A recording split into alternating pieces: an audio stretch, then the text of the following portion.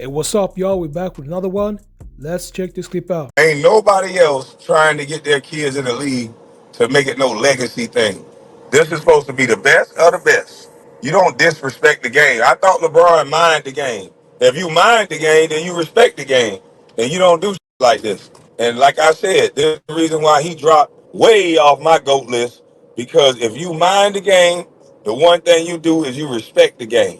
You respect the game and the game will respect you back. You don't make moves like this where a kid is like he no way, shape, or form or fashion should be in the league.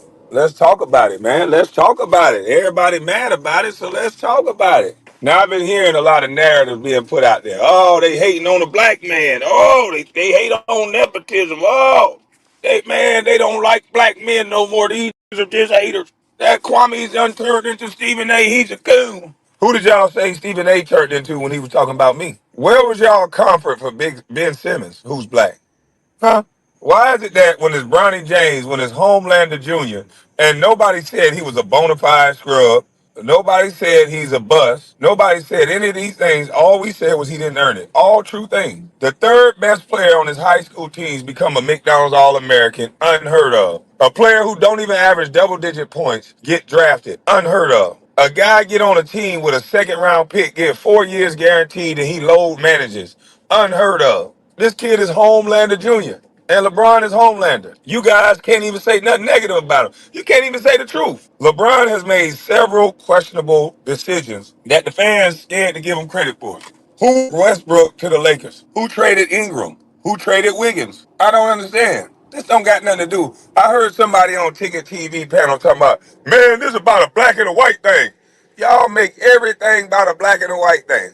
Newsflash, Bronny is black and being treated better than some white boy. This don't make no sense. You're able to call Kwame Brown a bust, a scrub. You're able to call Anthony Bennett a bust, a scrub. You're able to call Michael Oliver Candy a bust and a scrub. But when it comes to Bronny, you can't even say that this kid is scared. He's not aggressive. It doesn't seem like he can play point guard. You can't even critique his game. So that's what lets me know that it's all about who we like. And you guys are proving it. It's somebody threatening a YouTuber over a man they don't even know. We're watching a kid sit in the corner, scared of the ball, scared to shoot threes, and y'all do more critiquing the person who's saying something, but you don't do that to Stephen A.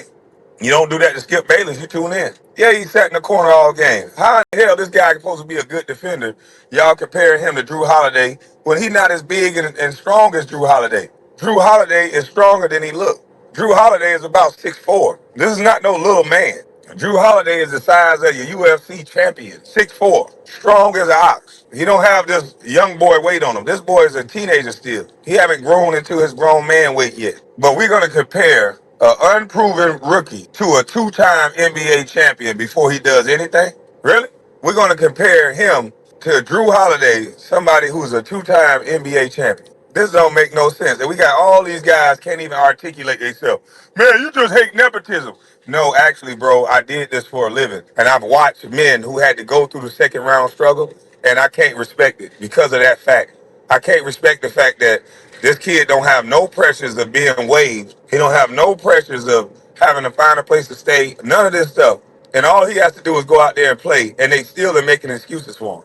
There's no excuse for Bronny not to go out there and at least be assertive. He doesn't even play with reckless abandonment. He doesn't even try on the offensive end. He's looking to give everybody else the ball. This is about competition. The best man win, not who got the best father. Thank God Shaq, Kobe, not Kobe, but thank God Shaq and all these guys that have sons that they didn't just get their sons in the league. It'll be a horrible league if that's the case. It would be a horrible league if all these former players' kids was just forced upon us into the league. If every superstar got their boy in the league just because they superstars and not based on their own talent and their own merit, this would be a horrible league. They don't never let no kid grow. That's not the point. That's not the point. I agree. They need to let all the kids grow, but they don't. That's not the way they talked about Bennett in his first year, me or anybody. And I'm not going to go to the mud and talk about this kid in that disrespectful way. But I am going to critique his game. If any fan is upset, they need to be mad at his daddy. The arrogance of nobody ever checking this guy, and y'all keep talking about this guy mind the game. Well, he made a decision to say this. And based on his decision to say this, where did he get it from? Where did he get this inclination that his son was better than guys in the league? You mean to tell me his son is better than guys that sit there and they playing for their heart and soul, the passion to play for their mother, their family, their children? You telling me your son that's a gamer, he got it in him to beat out a guy like that? You telling me your gamer son that grew up comfortable in Calabasas got enough kahunas to? I think he don't got enough kahunas to do it.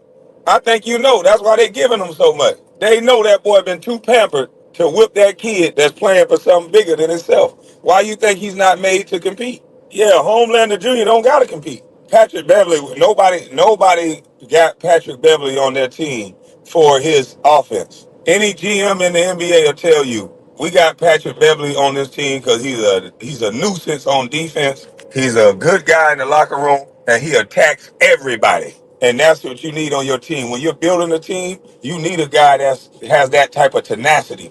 Are you saying LeBron James Jr. has that type of tenacity? Maybe I missed a game or two. Maybe I missed a game or two that he played I didn't know about. But you can definitely enlighten me if I missed one or two. Yeah, if I missed one or two games, let me know. And I'll stand corrected. But I didn't see it. I did not see it. I've watched these other NBA players, son, hoop. And some of these NBA players don't even have to stand next to their son. And everybody will be like, that boy there can hoop. I can name 2 or 3 NBA players. Carlos Boozer kids can show enough hoop. Them twins he got, the truth. Carlos Boozer don't even have to enter the room, and everybody know them kids the truth. So what are we saying? Y'all act like every NBA player got to do that. Carmelo Anthony's son, the truth. Jamal Crawford's son, the truth. Yeah, a lot of people don't understand that. The league is about starring in your role. If they brand you as a scorer, then they want you to score. They brand you as a rebounder, then you're going to rebound. You have to star in your role. But what is Bronny's role? What is his role? They said he was being played out of position. All of a sudden, he's still being played out of position. Nobody on the media is saying, except YouTubers, except Ticket and Sino and a couple other guys on YouTube, none of the mainstream is asking, hey, I thought the excuse was Bronny is being played out of position. Why is he not being played in position right? Hey, what's up? I want to give a big shout out to y'all and also to Kwame Brown and Boss Life YouTube channel.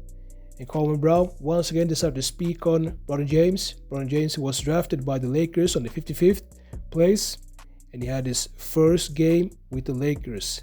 And on his first game, he had 4 points.